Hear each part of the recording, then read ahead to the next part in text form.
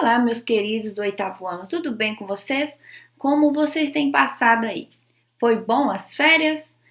Eu espero que vocês tenham, tido tempo para descansar, passear um pouquinho se for possível, tá bom? E agora nós vamos começar com o PET volume 3 de História. Para quem está chegando aqui agora, eu sou a Kézia Botelho, professora, e sejam todos muito bem-vindos. Vamos logo iniciar com a nossa semana 1. A semana 1 do PET de vocês trouxe o tema Os Caminhos para a Independência do Brasil. Eu vou falar um breve resuminho aqui do que se trata o texto, porque eu estou um pouco rouca e eu não posso ficar delongando muito. Eu tenho muitas outras aulas também para mim gravar e hoje eu não consigo falar muito por conta disso.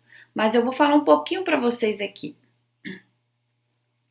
O início do texto aqui, ele vem falar um pouquinho sobre a conjuração mineira e a conjuração baiana.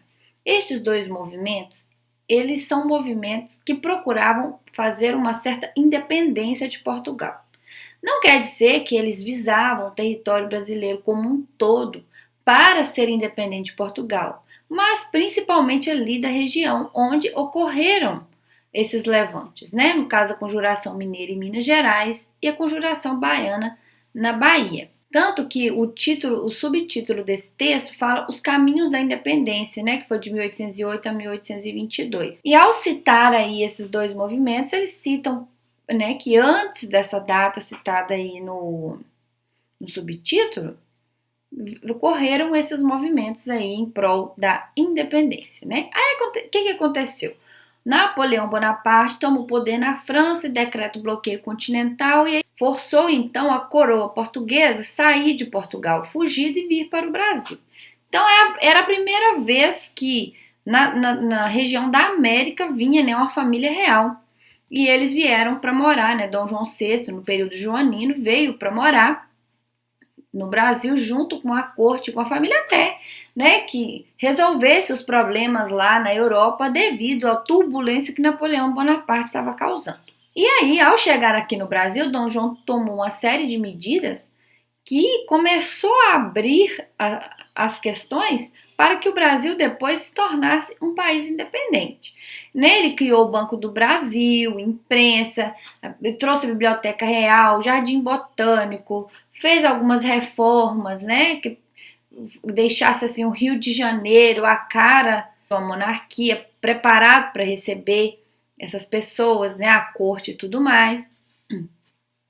Fizeram então aí tratados com a Inglaterra e principalmente abrir os portos do Brasil para a Inglaterra, o que possibilitou que o Brasil pudesse comercializar com outros países, porque no monopólio comercial o Brasil só comercializava com Portugal. Então, ele já deu um outro passo com relação, principalmente para ter aí a questão de mais autonomia comercial. E depois, com o passar do tempo, nós tivemos outra revolução, a Revolução Pernambucana, que também tinha um movimento separatista, Então, eles buscaram, então, com essa revolução, a fundação de uma república, unindo ali as províncias do Nordeste, querendo a separação. Em 1815, com a derrota definitiva de Napoleão no cenário europeu, o Brasil passou então a se tornar Reino Unido de Portugal e Algarves. Isso mesmo, o Brasil deixou de ser uma colônia. Por que o Brasil teve que deixar de ser uma colônia? Primeiro que, para que as lideranças portuguesas vivendo no Brasil, o rei vivendo no Brasil, pudesse retomar o seu trono português, que tinha sido bagunçado tudo lá com a questão do Napoleão, ele precisava estar em Portugal e não em outro lugar. Então, o que ele fez? Ele quis fazer com que o Brasil ficasse sendo parte do governo português. Então, ele transformou o Brasil aí numa sede, onde estava a família real. E aí, transformando o Brasil em Reino Unido de Portugal e Algarves, o Brasil agora deixa de ser uma colônia e passa a ser, então, aí um local onde está vivendo a família real, já começa a experimentar os primórdios de uma independência.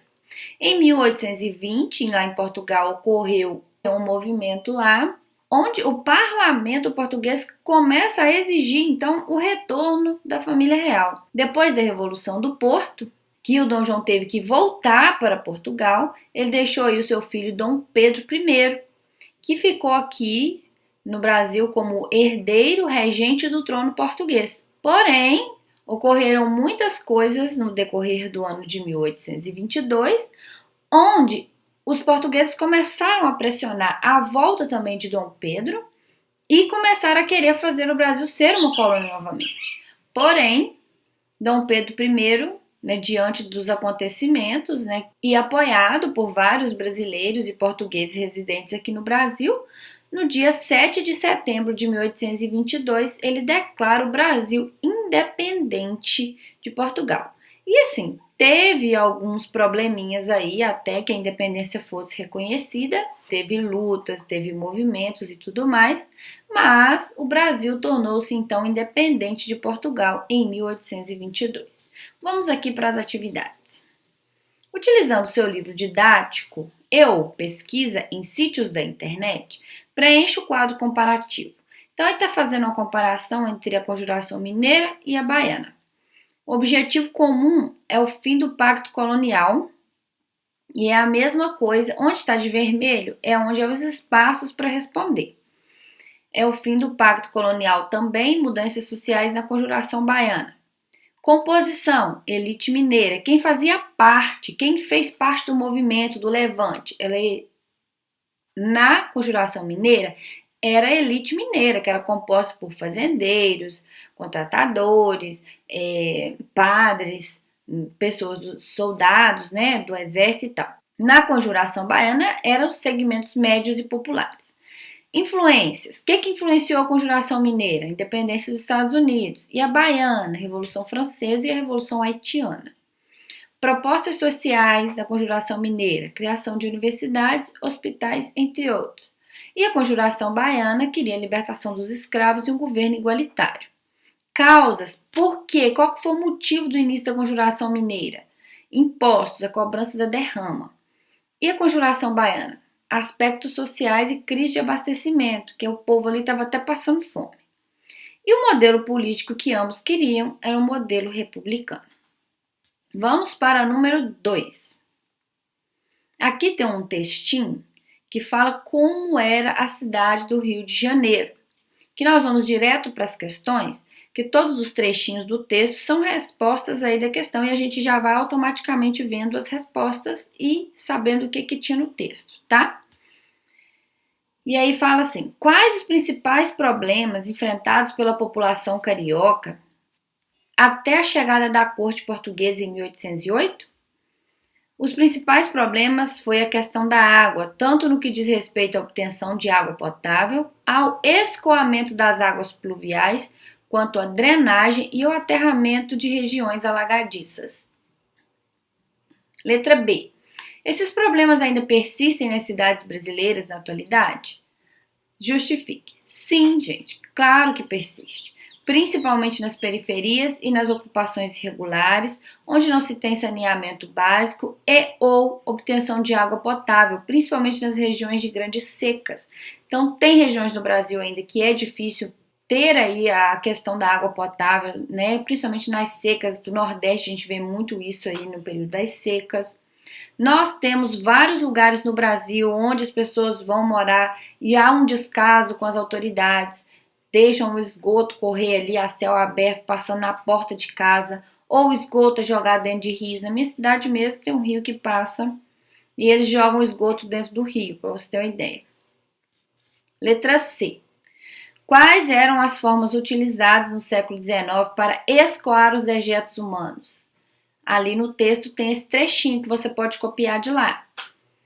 A primeira consistia em acumular o lixo no pátio da residência, esperando que as chuvas tropicais o levassem. Ou seja, pegava o cocô, botava lá no quintal, ficava aquela montoeira lá, que nojo. E aí as chuvas, quando viessem, limpava, né? Levava. Ou tem aqui a segunda. Era a utilização de escravos que deveriam carregar os dejetos em tinas levadas às costas e despejá-los na Baía de Guanabara. O que eles faziam? Quem tinha mais condições colocava tudo num balde, e o balde naquela época feito de madeira, né, minha gente? Botava aquilo nas costas, o escravo, e aquilo ia escorrendo para a pele dele afora, e tinha que ir lá jogar dentro do mar.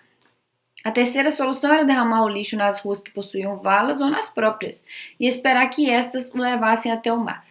O que era isso? As ruas ou tinham algumas valas, aí a pessoa fazia suas necessidades, jogava dentro daquelas valas ali.